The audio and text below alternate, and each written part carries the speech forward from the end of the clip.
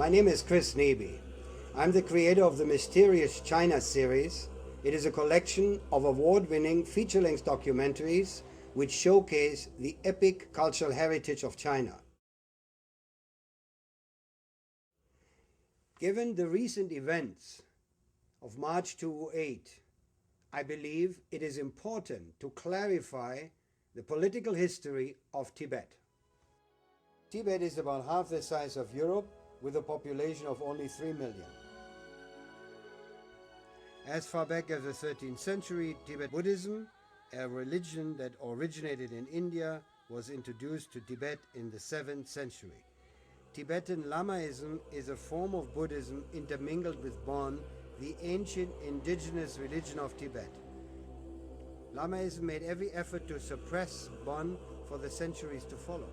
With the introduction of Buddhism from India came the Indian caste system in all its demeaning form. Rigid laws divided Tibetans in 3 castes, body weight. The second caste included lower-ranking monks, officials, and merchants. The third caste was for manual laborers, women, butchers, blacksmiths, hunters, herdsmen, and entertainers. Their life was valued equal to a rope of straw. The first caste made up less than 5% of the Tibetans, but they were the ruling class. They owned all the land, pastures, forests, mountains, rivers and lakes, as well as the bulk of the livestock. 95% of the Tibetans were slaves or serfs. The first caste enjoyed the right to enslave and to buy and sell slaves and serfs. In the eyes of their masters, they were no better than beasts of burden. For centuries, ordinary Tibetans suffered barbaric exploitation and subjugation, all in the name of a feudal theocracy. When discussing Tibet, it is important to realize that for much of China's epic 5,000 years of civilization, they were far more advanced than Western cultures. The Chinese were the first to invent paper, paper money, printed books, gunpowder, porcelain, cast iron, and the magnetic compass. During the last 2 centuries, however, China's relationship with the West has been tragic because of the oppressive colonial Western powers and Imperial Japan. Subsequently, for protection, China isolated itself from the outside world.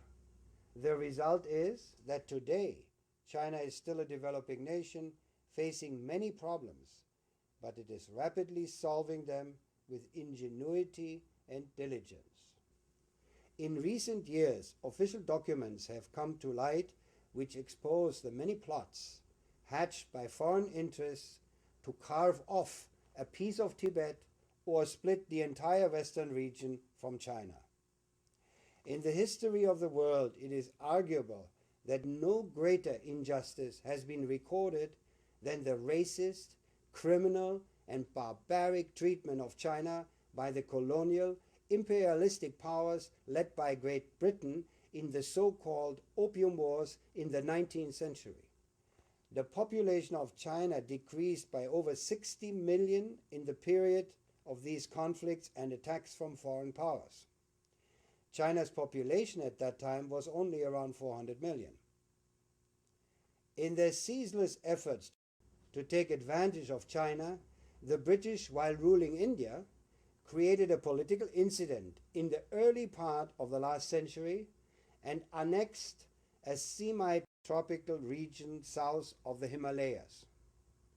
This area had been part of China since ancient times, when this was a holy place for the worshippers of the indigenous Tibetan religion known as Bon.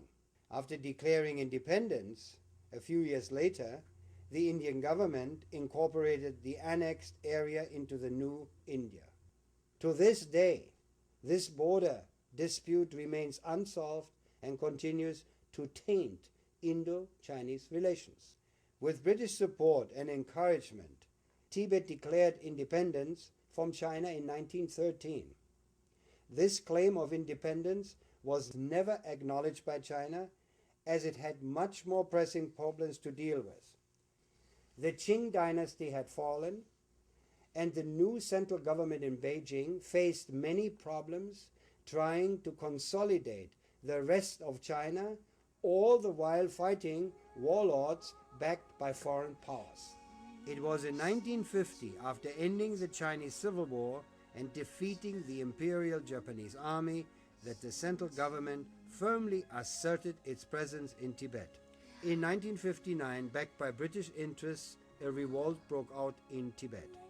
The central government quickly quelled the rebellion of the rich and ruling theocratic elite, sending the Dalai Lama and his entourage of senior monks and nobles to India, where they have remained ever since. During those centuries, the Chinese central government had not involved themselves in the internal affairs of the despotic, feudal theocracy of Tibet. After 1959, however, the central government abolished all privileges of the Tibetan theocracy once and for all. An extensive land reform was enacted, providing former slaves their own land to till. Livestock breeding and herding was encouraged, a new economy built. For the first time in history, the majority of the Tibetans were able to take control of their lives and decide their own destiny. Tibet has been catapulted in the 21st century by far-reaching reforms and the creation of a state-of-the-art infrastructure with superhighways, user-friendly airports, and the famous Tibetan Express, which connects Tibet with the highly industrialized east of China and ultimately the world. The Tibetan economy has flourished and created fundamental socio-economic changes in this once impoverished and inaccessible remote western region of China. The harmonious coexistence of modern Tibet's daily life with the deep religious devotion of the Tibetans is a remarkable result of the central government's policies. It is very sad that once again outside powers are trying to discredit and embarrass China. Especially in the year of the 2008 Beijing Olympics, we should refrain from passing unfair and unjust judgment. The Chinese are joyfully preparing for the Olympic Games in peace and harmony. We must not muddy the Olympic Games with political intrigue. We should honor the wisdom of Confucius. Don't do to others what you do not want them to do to you. Study history, not the media. The truth is not to be found in a television broadcast.